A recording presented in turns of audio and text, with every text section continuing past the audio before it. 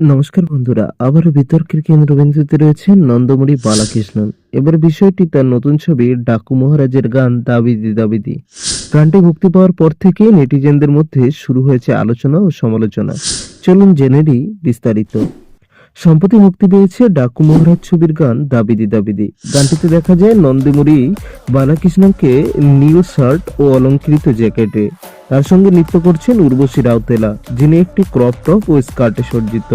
গানটির কোরিওগ্রাফি করেছেন শেখর মাস্টার, কিন্তু কোরিওগ্রাফির কিছু অংশ নেটিজেনদের পছন্দ হয়নি। গানটিতে এমন কিছু মুহূর্ত রয়েছে যা অনেকের কাছে অস্বস্তিকর মনে হয়েছে, যেমন বালাকৃষ্ণনের উর্বশীর পেট ও পশ্চাৎদেশ স্পর্শ করা। অনেকে এটিকে ভুল ও অশ্লীল বলে অভিহিত করেছেন।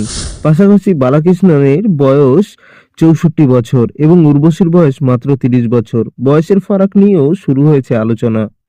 সোশ্যাল মিডিয়ায় অনেকে এই গানটির বিরুদ্ধে ক্ষোভ প্রকাশ করেছেন।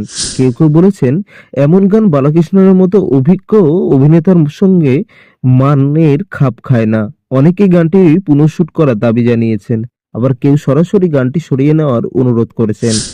ডাকু মহারাজ ছবিতে বালাকৃষ্ণকে দেখা যাবে এক অভিনব রূপে, যেখানে তিনি একজন রবিনহুড ধর্মী ডাকাতের ভূমিকায় অভিনয় করেছেন। ছবিটির পরিচালনা করেছেন ববি কল্লি। এছাড়া এই ছবিতে দেখা যাবে বলিউড অভিনেত্রা ববি দেওয়ালকে খলনায়কের চরিত্রে, এবং উর্বশী রাউতেলা, প্রজ্ঞা জয়সওয়াল ও শ্রদ্ধা সিনহাকে। ছবির সঙ্গীত পরিচালনা করেছেন থমান এস। দাবিদি দাবিদি গানটির বিতর্কে জন্ম দিলেও ডাকু মহারাজ ছবিটি নিয়ে দর্শকদের মধ্যে উত্তেজনা তুঙ্গে।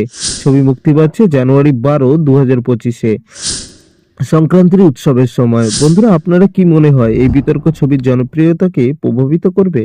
আপনার মতামত কমেন্টে জানাতে একদম ভুলবেন না।